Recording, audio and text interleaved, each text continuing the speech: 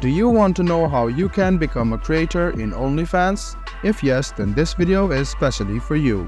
Hello and welcome to Tech Helpline. It's your host back again with yet another interesting tutorial video.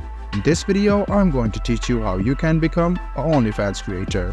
Go to onlyfans.com and then go to more and click become a creator. Now go ahead and enter your profile picture and display picture. Upload the photo of your choice and then click save. Now upload your display picture and click save again. Now after you're done, you can go ahead and click save changes. After you click save changes, this will be your photo. It will take some time, keep your patience, and now click complete verification. Click confirm and another page will open up. This page is for extra authentication.